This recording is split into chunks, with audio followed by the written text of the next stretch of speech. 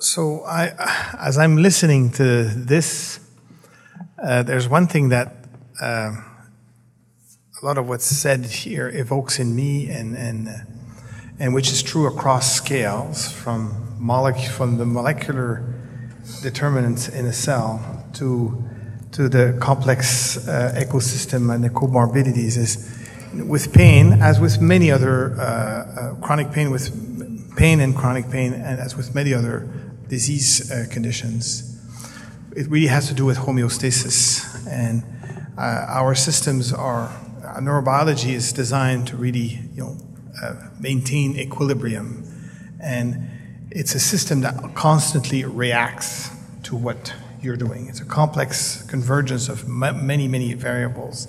So when Terry complains that there are so many of these molecules, these receptors, and where do you start? One of the important concepts is if you start interacting with one of them, the system is going to react and re-equilibrate, and it may not work.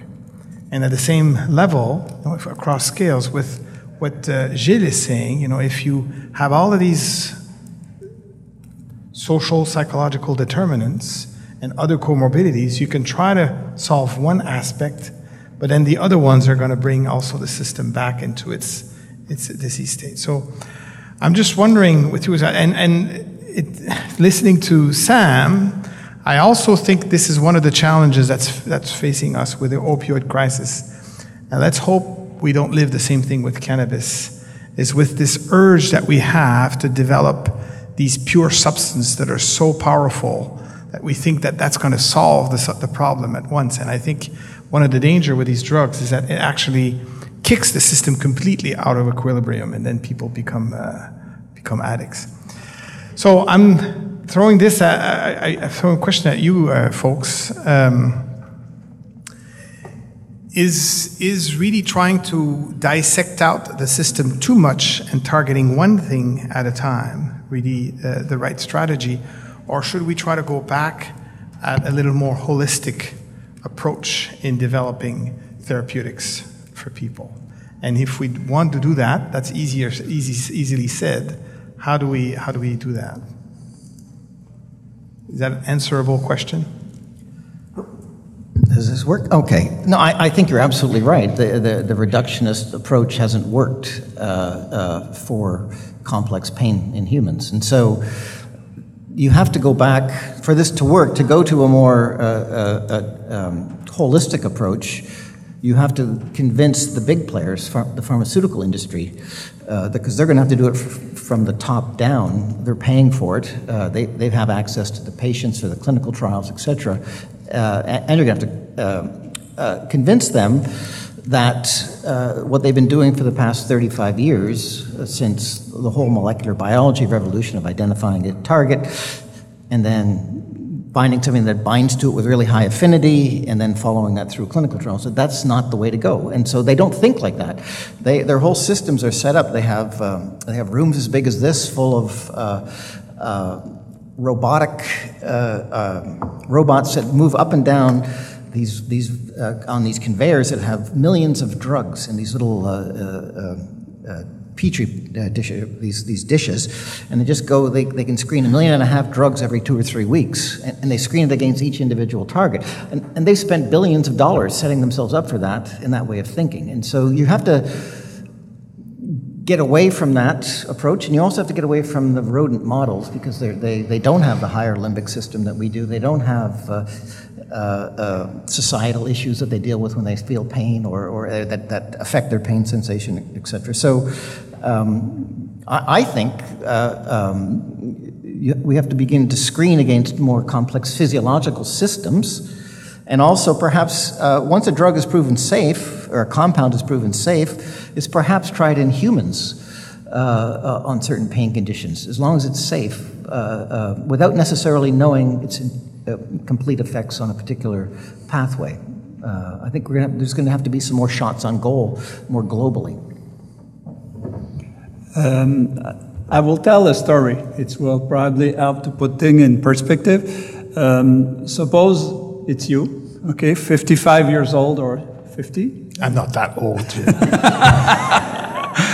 you fall, you are a worker, okay, construction worker, you fall from the ladder, and you, in your history, you have an history of past alcoholism, you have been a smoker, you suffer of severe snoring, okay, and you arrive with neuropathic pain. How do you know all these things about me? I have a good... And the night before your accident, you had reported poor sleep, okay, because you had to wake up very early. You had an argument with one of your children. You had forgot to use your device for snoring and apnea. So now you develop neuropathic pain. What I'm doing? Okay, as a doctor, I'm talking with my colleague anesthesiologist, and we discuss. If I prescribe to you pregabalin, 50% of patients sleep everywhere. You will not be able to work anymore.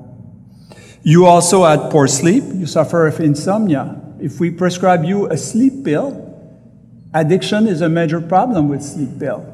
So we are in a kind of a situation where we have those tools, but we cannot put all these together now. And as I mentioned, in clinic, my colleague at the emergency have 15 minutes. Le ministre de la Santé, M. Barrett, wants 10 minutes with each patient. Okay? In 10 minutes, these people have to figure out all the risk factors: depression, insomnia, addiction. They cannot do that. It's why evidence-based is very important, but we also need to incorporate new tools, like in real time. It's why we need machine learning. We need to prevent an oncoming crisis. Now I can sleep. We are moving. Okay, opioids. Sleep doctor always look at us as pain doctor. You are terrible. You prescribe too much opioid and blah blah blah, and you induce problem. Sleep apnea with opioid for central sleep apnea is a problem in 1 patient over 3. Not every patient. There is clusters, subgroup. We need to identify population. And what is important, if I use guidelines that have been developed in Europe, they may make no sense in Canada. Just look at the opioid crisis.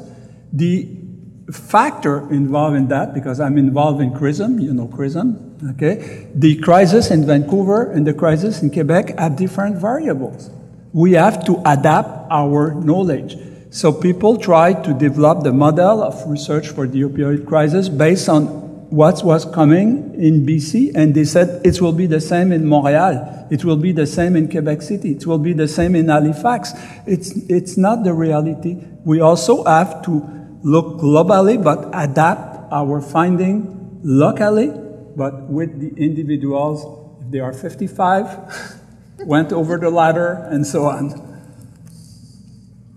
So I read you machine learning of complex assessment of a complex system, both for the targets, but also for the outcome measurements to be able to follow the response to treatment. Yes, we'll give them a chance at the tables to talk just for a few minutes. All right. So, No chance for you.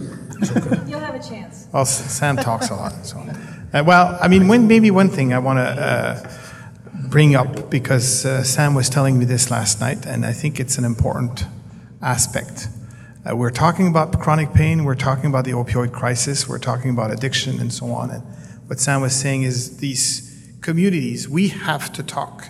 We have to stop saying, addiction is not our problem, the pain community, the pain research community. And same thing, the addiction community, where this is a different problem than pain. I think there's a call there from you, Sam, to say we have to work together and really harness this and stop trying to be stick our head in the sand. Want to say something about that? Well, I mean, I think you stated it more or less the way we discussed it last night, and that is that given where we are today and the numbers of people impacted, if pain and addiction are not being considered, studied, and discussed collaboratively, we're doing a disservice to Canadians. And I see this actually in a number of places, but the research in clinics, most clinics don't seem to have the two groups collaborating effectively. And I think now's the time that conversation has to shift in order to ensure that we tackled. I mean, a big part of addiction is as a consequence of people looking for better outcomes for their pain, and vice versa. If you're going to tackle addictions without looking at the pain issues attached to those addictions, we're not going to deliver the best outcomes for Canadians. And so we see some really great examples. There's some clinics that have actually brought the two together. We learned about it at a roundtable that the minister had in Toronto last week. And so are these the clinics or the opportunities of the future? Starting, it's a big problem. Clearly, we heard today, pain is a big problem. But I think coming up with some innovative approaches at a smaller scale that seem to work, that then give examples of what can be scaled up, are going to be absolutely essential. And I come back to my point that, if we continue on the path of trying to develop the purest substance to cure things, we're going to create addiction path because we're throwing the system off balance. I'm going to direct my question to you. Oh, dear. So we've been having some discussion at our table about, in response to Kate's question about what's it going to take. And, I think we've seen some early success in BC because there was some investment from our ministry to drive some new clinical programs for people who have chronic pain and substance use. So we've seen some push in moving that forward because there was some money available. So are you saying that with these new funding opportunities from CIHR that these will drive that kind of collaboration? That's my first question. My second question is, I think, I'm a little bit concerned about the focus on tapering in CIHR's approach. And I think we heard at the opioid symposium last week about people living with chronic pain being caught in the crossfire of this pendulum swing around opioid prescribing. So I'm concerned about it because of the impact on people who live with pain. I'm also concerned about it because so much of the evidence is showing that this is multifactorial. This is not strictly a prescribing problem. And in fact, I think it's questionable how much prescribing is really driving this. I mean, certainly in BC, our deaths from prescribed opioids have been stable for 15 years. The overdose crisis is illicit fentanyl driven. So I'm interested in what you can say about the focus on tapering, given what we're really coming to understand around the prescribing issue in this context. So maybe I'll take the second question first. Great. I'm going to give you 2 minutes so we have a chance to get in a couple more questions, if that's okay. Those were examples. They're not focus areas by any means, okay? And of course, I think the need for evidence, including do alternatives work? And they probably won't work for everybody. I think if anything, the goal would be, let's get the evidence there to try to combat the stigma of that you must get off opioids, but to not address it would also be counterproductive because some would want alternatives or would want to consider tapering. Evidence will be the best way to inform policy.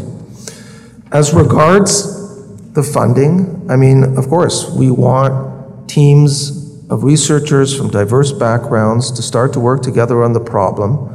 There won't be a massive investment like the HEAL investment. I wish there was, but it's not going to happen to that same extent. But I think at the same time, there will be some small pockets of investment. We'll encourage researchers from multiple perspectives to look at the problem, not just from a biomedical perspective, but also from a social, cultural. We heard, I heard from Gerald and others, of course, that the response to pain, males and females don't. So take a broader approach of this nature, demonstrate again that the troops can be mobilized while we make the case for more investment. Okay, I'm Judith Hall from the University of British Columbia. My question, I think it's an answer. You need biomarkers. I mean, you need to know what these people carry with them when they come to taking their pain medications, getting their accidents with their pain, or being addicted. And my impression is that the methylation epigenetic stuff has come far enough now that you can actually do a blood study and know that this is a fetal alcohol individual, this was abused as a child. I mean, some of those biomarkers are actually becoming available. And to try and do the study without having a sense of what pathways that person has graced up is really difficult. Similarly, resiliency. Who's resilient? I mean, I think some of those biomarkers have become available. So are they being considered for part of the studies? So, quick thought on that? Yeah. Serge? I think the short answer is yes. I also am aware of some of the new funding opportunities, and we're given an opportunity to consider joining in that NIDA and NINDS will be generating in response to the crisis. Will be significantly focused on looking at biomarkers and correlates for both diagnostics and the effectiveness of novel therapeutics. There's also a major forum happening in Brussels on October 29th with the European Union focused on pain, and I know biomarkers is right near the top of the list of areas that they want sort of global collaboration on. So I think the short answer is yes. I think it certainly helped get mental illness out of the shadows to some extent. Was that the beginnings of the ability to image, not being the sole biomarker, but other biomarkers. Like social markers? The behavior of the person in real life? If we just have biological marker, we will miss the problem again. Yes, I agree. I'm just talking specifically about biomarkers, though. But so the short answer is they're absolutely are going to be critically important. I agree. So I would have thought you had to look at brain tissue, but it turns out that was probably going to be pretty good. So you can actually look at old samples. I mean, I know there are ethical things involved in that, but you can probably look at old samples, look at ventilation and old blood samples. There's also now a lot of research, including, again, NIDA has been sponsoring a lot of research to look at markers in the blood as a consequence of changes in brain function, whether they're small vesicles, and you can determine that they're actually brain-derived, providing another correlate for both diagnostic and therapeutic approaches. Judith, I'd just like to add that I think there's a huge opportunity being missed, certainly in BC. I mean, we have this horrible situation of overdose deaths, but my understanding, talking to clinicians, is that none of these people who unfortunately die, and some of them were addicts and some of them it's accidental, none of these samples are being collected. None of them are having autopsies, and there's no brain samples collecting, so we're missing massive opportunity to collect samples from these addicts and those who were not addicts, and compare them to find biomarkers. And there doesn't seem to be any momentum within the system to actually begin to collect these samples. It's very unfortunate. So I think the last question to Tony. Yeah. Is your name Tony? Or sorry, that guy. Close but no cigar. The guy with the mic who's not named Tony. Sorry. I'm Michael. I wanted to pick up on two comments I heard from the panel. One was that the current drug discovery paradigm of going after a single target isn't working, and the other was reference to needing machine learning. And if the paradigm needs to move more towards a complex system like that oval with all the different things, that sounds cool. But then machine learning doesn't work unless it's got gobs of data to munch on.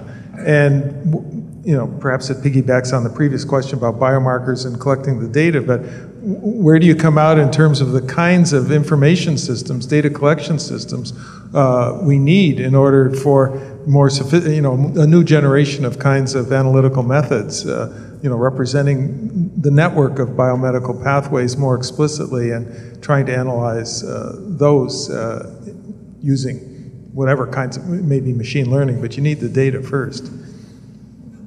You want to comment on machine learning? I'm not. No, I mean, I think you're absolutely right. You need to collect this complex set of. We need to collect the complex set of data to be able to build these complex matrices and apply the machine learning approaches for sure. We are in an era now. We are able to do a lot of very, very multimodal measurements, and it needs to be done for sure. And also, we need new medication. In pharmacology, there was not major new discovery for pain management in recent years, and we need to trust the community. We need other approach than only medication, and we need to invest. The biggest problem now, if someone has a trauma, is at risk of developing pain, they have little access to psychology, little access to physical therapy. We need to break the frontier and trust the community. People can do things in their own local milieu. Okay. Actually, did somebody else, I think we have time for one more quick question. Randy, run. Who's got it? Yeah, there you go. Thanks. You will have no pain, he's running all over. Hi. Mike Green, I'm an academic family doctor from Ontario at Queen's and Kingston. Just the flip side, this is a complex problem, affects lots of people. So I just don't want to see, I think it's so important to remember that we need to look for solutions that are going to be based in community, with the public, with primary care, and that are global, and having some emphasis on the global outcomes. These are such complex pathways. Biomarkers, single pathway drugs, I think has been well described, probably are not going to be the answer. And what's the focus on hearing from patients and the public on what are the important outcomes we're trying to achieve at that level of scale? Because if the investment is all in individual pathways, we'll still be here 30 years from now. So this is a wonderful concluding statement to open this afternoon's session.